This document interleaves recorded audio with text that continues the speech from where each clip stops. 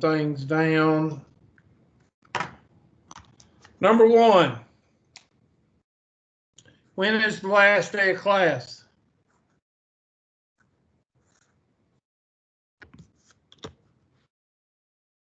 November 24th, right?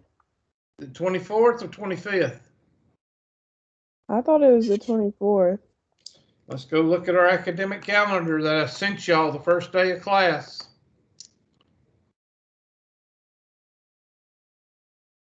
Also put it on right here. 120 syllabi and handouts. Well, evidently I didn't put it in this class. Great. Thought I did. That sucks. All right, let me go to the handy dandy email and pull up the handouts.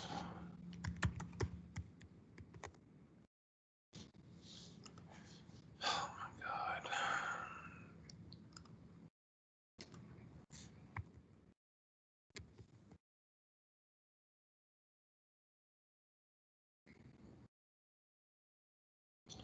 There's one, let's see, where's 120 handouts?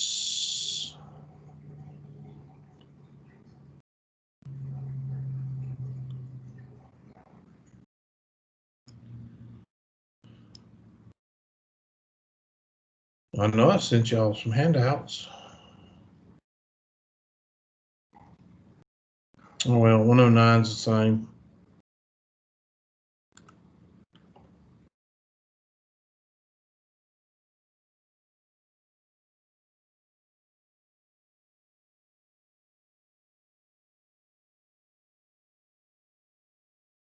Well, it's not there either. Okay, we'll just go to the messenger and pull it up. Message center. Academic calendar.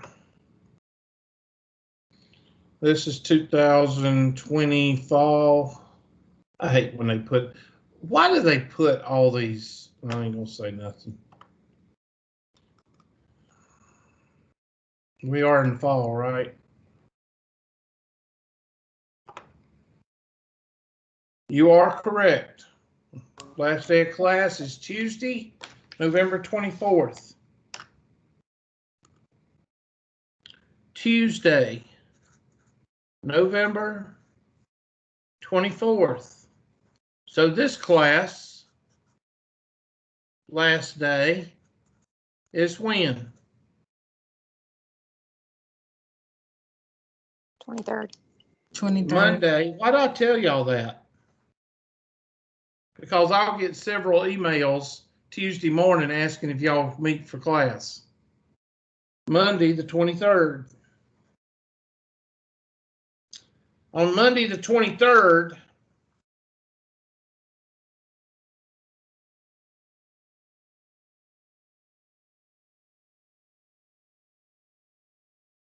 two things are going to happen. Okay? And the two things that are going to happen are your final exam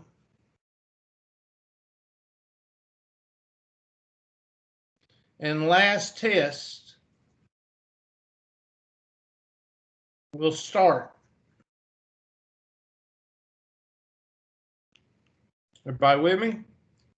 The final exam and the last test will start. Let's go back and look at the academic calendar again. The final exam ends on the 7th.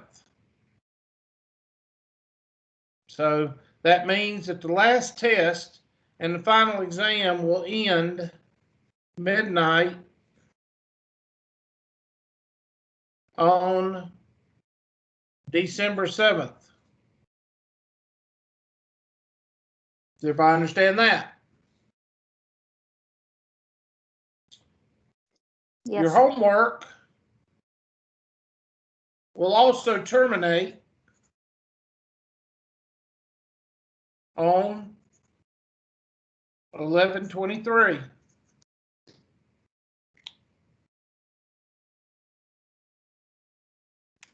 Number 3, sorry. Number 3, your last test will cover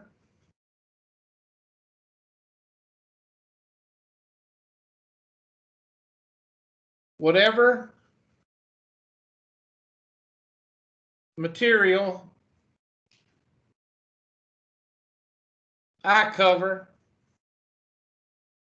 up to 1123.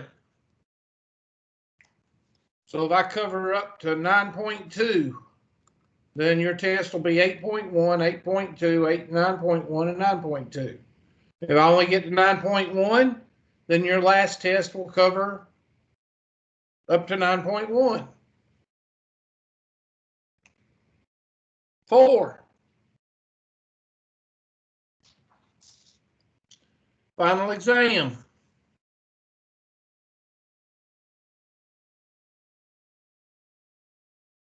Final exam, you have 2 attempts.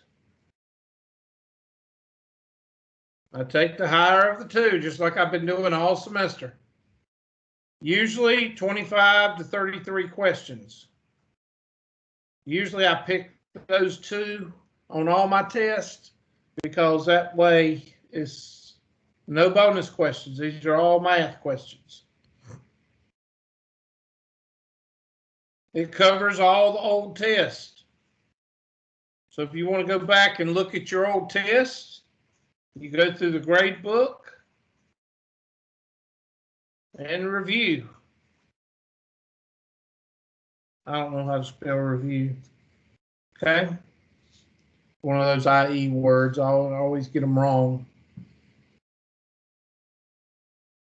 You have 2 hours to take the test, although it doesn't take 2 hours. I usually make my final exam for about an hour.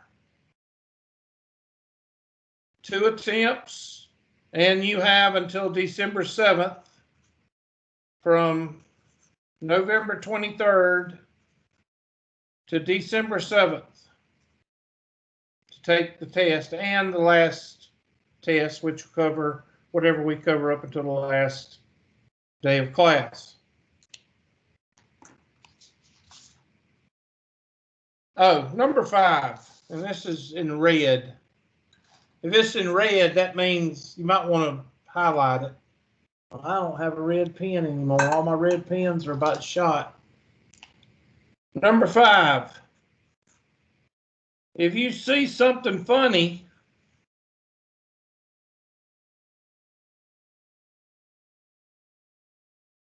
on MyLab Plus, go with it. Sometimes I do something at the end of the semester and it helps the students out. If you see something funny, go with it. Don't write me an email that say you're confused. Just go with it. Any questions on those 5 things? Can you put back up 1 through 3 so I can take a picture?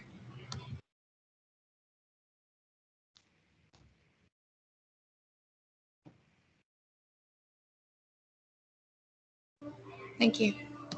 Okay. Any other questions?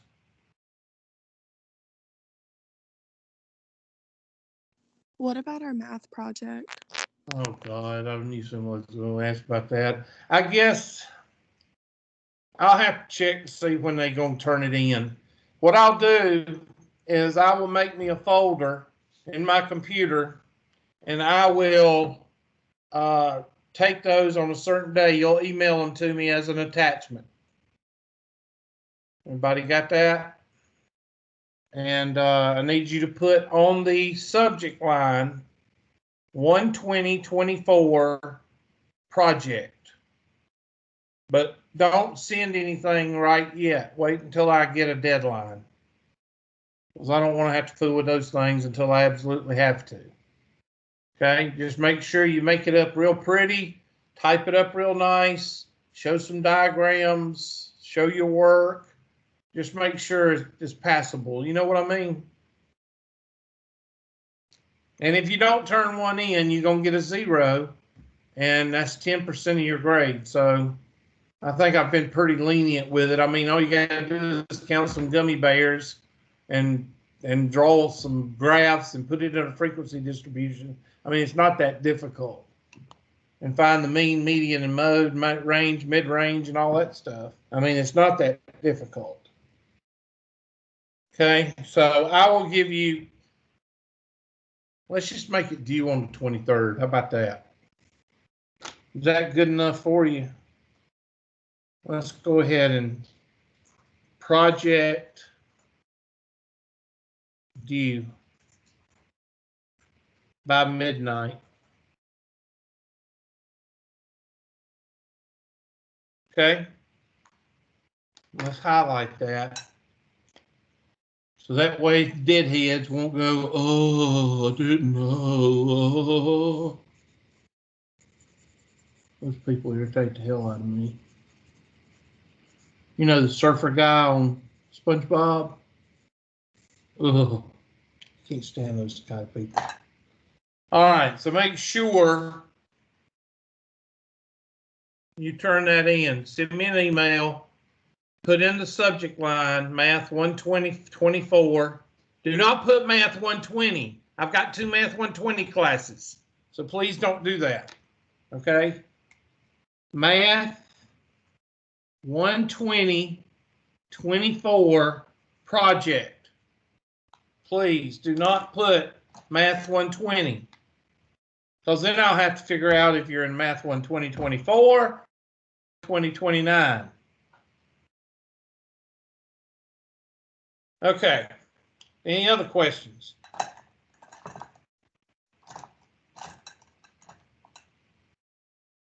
So hopefully I covered most of your questions that you have in the last week of class, because right now some of y'all should be spazzing.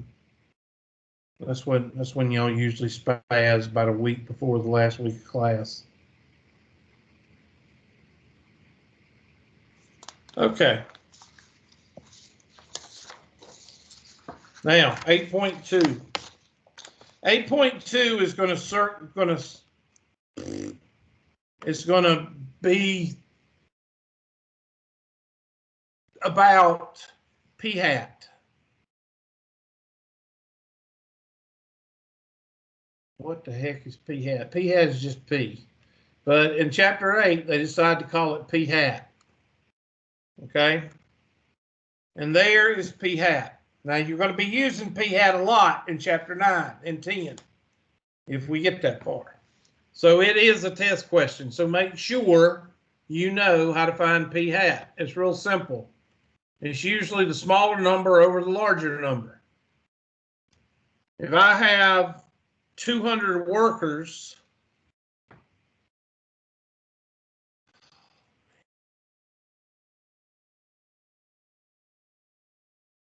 if I have 200 workers that work at my company and 150 of them call in sick, then phat is equal to x over n. And what have I taught y'all about the number n, or the letter n? What is it always? It's always your what? Biggest number. It's always your biggest number. So that would be 150 over 200, which is equal to 15 over 20, which is equal to 3 over 4, which is equal to 0.75. Phat is used in a lot of formulas. It is also called the proportion. It's called a critical value later on. Q hat is the complement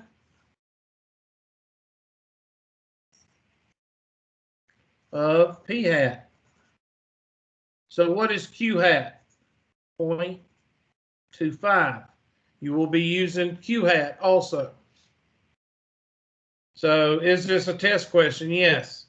Both p hat and Q hat usually, when you write them, put them in a calculation, it's usually going to be in the form of a decimal. Okay. Now you could be given the information like this. You could be given the in the question like 150 over 200. You could be given the information as a decimal. You could be given the information as a percentage. Okay. So while the decimal is the preferred, you could be given numbers. You could be given a fraction. You could be given a decimal, and you could be given a percentage. But they all go, when you calculate, you always put it in the form of a decimal. Now I say that because some of you will go to this, get this question on a test, and they'll give it to you in a different form, and you'll like don't understand what the question is. They might give it to you as a decimal. Well, you just write the answer as a decimal. Is a percent, write it as a decimal. Same thing for Q. Okay, so the main thing that we're going to take out of this section is P hat and Q hat and how they're used in calculations. And then in chapter 9, you're going to see more calculations if you don't see them in chapter 8 too. Okay, so that's an example right there of a, P hat. And here's an example of P hat. In a Quinnipiac poll conducted in May 2008, are asked whether they approved of the way George W. Bush is handling the economy. 349 responded yes. Obtain a point estimate. Point estimate is P hat. Write that down, point estimate. And you just put 349 over 1745. Here they're giving you numbers. Okay.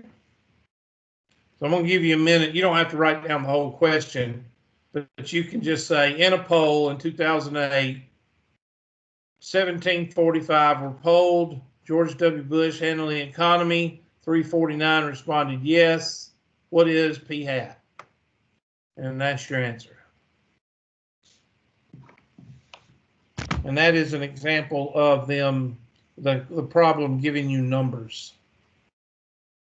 Okay. According to a time poll conducted, 42%. Well, P is equal to 0.42. This is an example of them giving you a percentage. And you would change that into 0.42. P hat is equal to 0.42.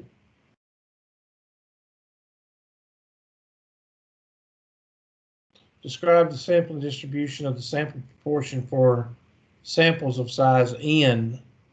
Okay, well, 42% of 10, 42% of 50, and 42% of 100. It sounds like what they're asking there. I don't really care about that. I don't really care about you graphing. Okay, this I've already told you before. The shape, if you have, and we're going to go over this because this is important. Oh man, drawings. I don't have my, there we are. Remember the shape of a normal distribution. And everything focuses around what in statistics? What does everything focus around? Starts with a C. E. N. Center. Center. Everything focuses around the center. Whether it's a mean, median, or mid-range, everything focuses around the center. So, and we've talked about this with skewed right and skewed left. If you center. If all the data is to the left of center, what is it? Skewed right.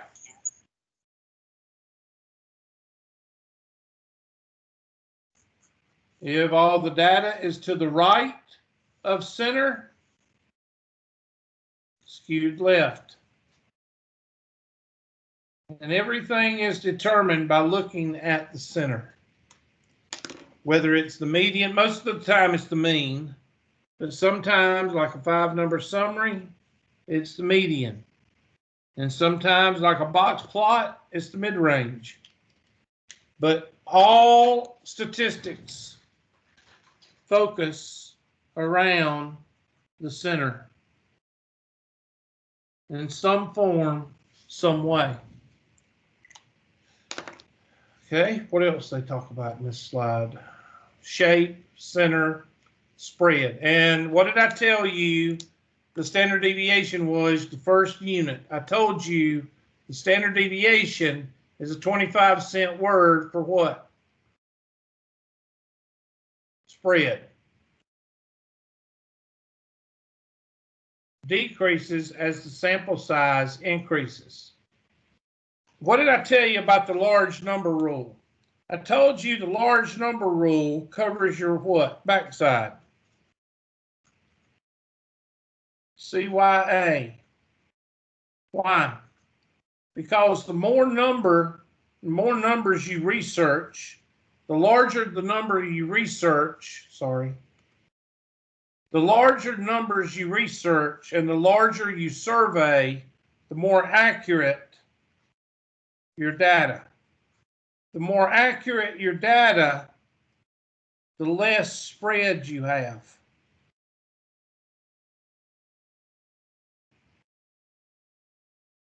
Okay, that's why statistics is not for lazy people.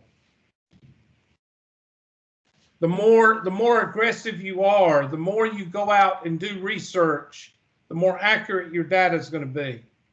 Lazy people don't like to do research. Lazy people don't like to do anything. Okay? So a large data set, that's what a large data set is. Large number rule, N. If you get a large number for N, then the larger your N is, the more the decrease is going to show up in the standard deviation. And that's what they're telling you on that slide.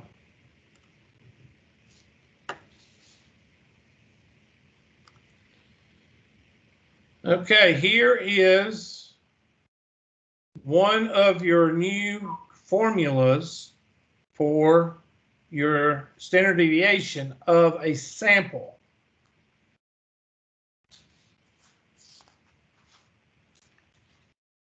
So I'm going to write some of your formulas down for 8.2, and this is one of your formulas. First formula is p hat is equal to x over n. Q hat is equal to 1 minus p hat. And then this is your standard deviation for your sample. And it's equal to PQ over N.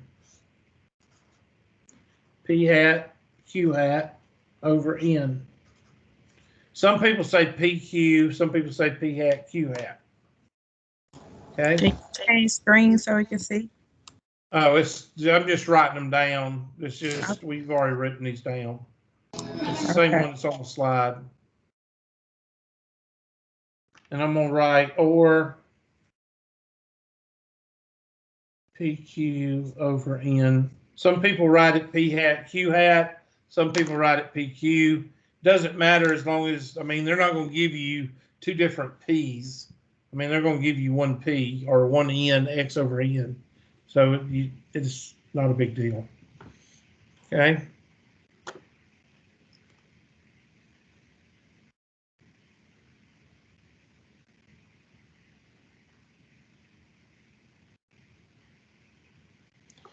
The shape of the sample distribution is approximately normally provided.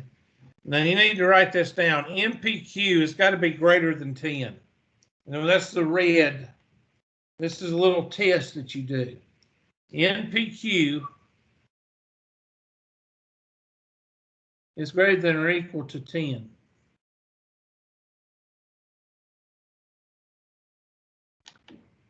And you also need to remember that the mean of the sampling distribution of p hat is mu sub p, which is p.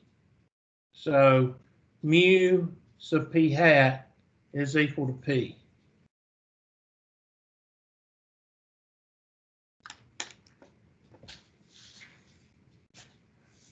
That's a little test. This is a little test right here that you do. If you multiply n times p times q and you get like 9, then you can't do it. It's kind of like doing a 5-number summary on 4 numbers. You can't do a 5-number summary on 4 numbers.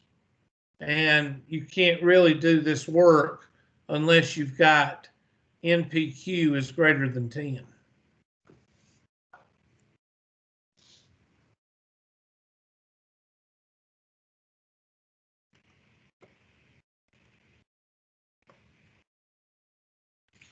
Here's another little test. Okay, when sampling from finite population, this assumption is verified by checking that the sample size little n is no more than 5% of big N. So n has to be less than 0.05 of big N. And you'll see that in the example. This is another little test. Little n, has to be less than 0.05 of big N. And usually, yes, a given. I mean, if I give you, if big N is equal to 500, then you know you don't have to check it because 10% of 500 is 50. So 5% would be 25. Okay. So usually, most of the time, that test is okay. You're not going to have to worry about that test too much. That first one. This one is the one you have to worry about because sometimes that one will get you.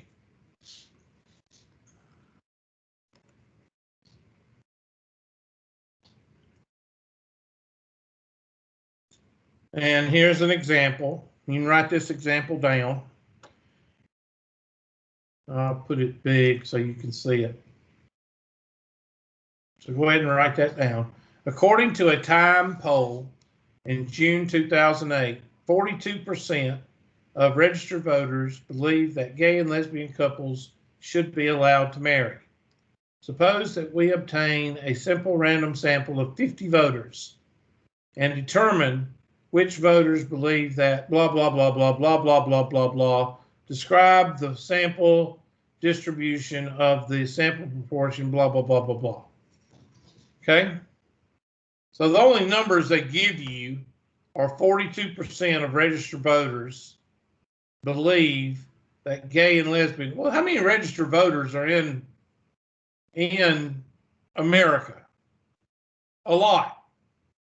Okay, let's just do there's 325 million people in America. Okay, and let's say that half of them are children.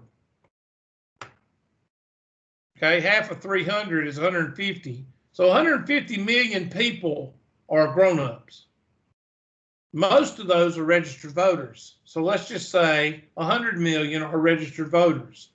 What's 5% of 100 million? Well, it's a lot. Okay, 10% of 100 million is 10 million. Okay, so 10 million, so your test, little n, yeah, it's our 50 is less than 10 million. And n, that's the n right here, 50 times 0.42 times 0.68 or 0.58. Well, I'm going to say half. What's half of 50? 25. And half of 25 is 12. 12 is greater than 10. So our two tests right here are satisfied, and I did it in my head. Okay? 100 million voters are registered, and that's just an estimate. 10% of 100 million, as I said, would be 10 million. And half of 10 million is 5 million. 50 is less than 5 million. 50 times a half is 24, 25. Half of 25, which is Q, would be 0.58. Half of 25 is 12. So that's 12 is greater than 10. So I did those two tests in my head. And they're probably going to do it here. No, here it is. Yeah, they did it right here. I got 12. They got 12.18. And N is equal to 50 is 5% is smaller than 5% of the population of all registered voters in the United States. So now all we got to do is find the standard deviation. And there it is. 0.42 times 0.58 divided by 50 and take the square root.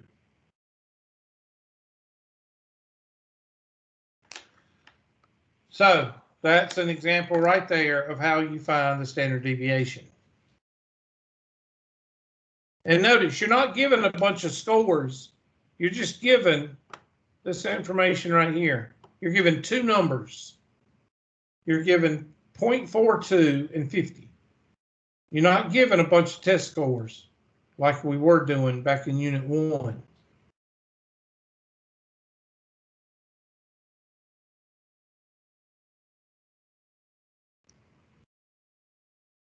Okay?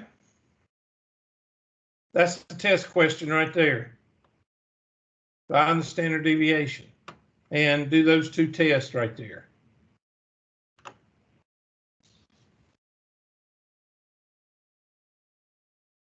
Here's another example.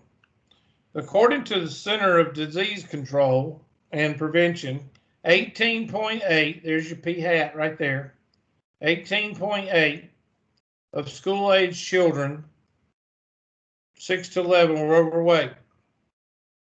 In a random sample of 90 school children, what is the probability that at least 19% are overweight?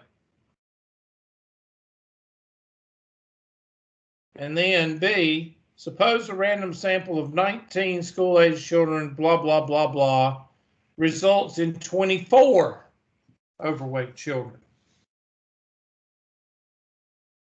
So go ahead and write that down.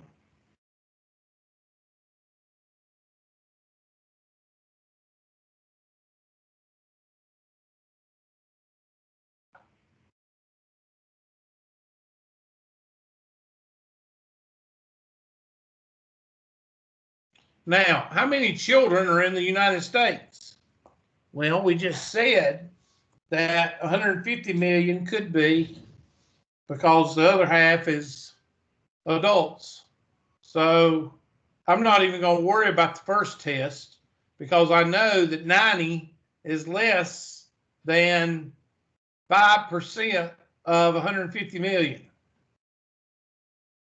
And if you take 18.8 and take Q, that's 20% times 80%. So let's take 90 and take 20% of 90 would be 18. And 18 times, let's see, 80% would be 1.8 times 8. 14, around 14. It's going to be around 14, I think. So that's above 10. So our two tests are met. So now we can do the problem. And there is how you do the problem. The standard deviation is 0.0412. Now we got to find a z-score because they want to know the area at 19%. So that's going to be 19 minus 18.8 or 8.188 over the new standard deviation. And z is 0.05.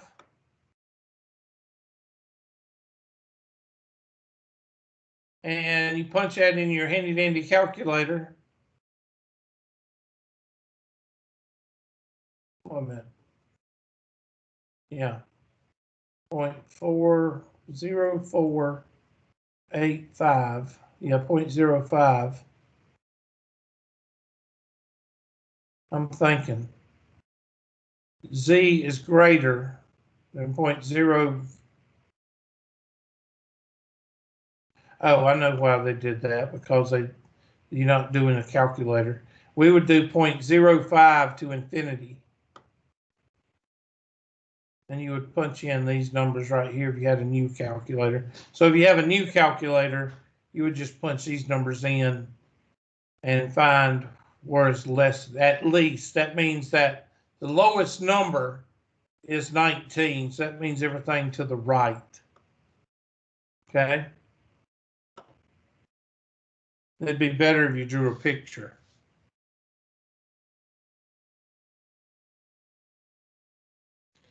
And B.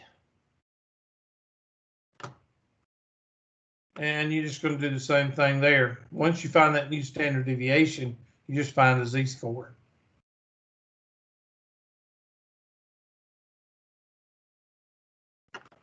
And of course, we're going to do some more problems Wednesday, but okay. Like I said, 8.1 and 8.2 is not very difficult. 9.1 and 9.2 are not difficult either. It just builds on top of 8.1 and 8.2. All right, I had a few people come in, so let me check the roll. Let me stop the recording.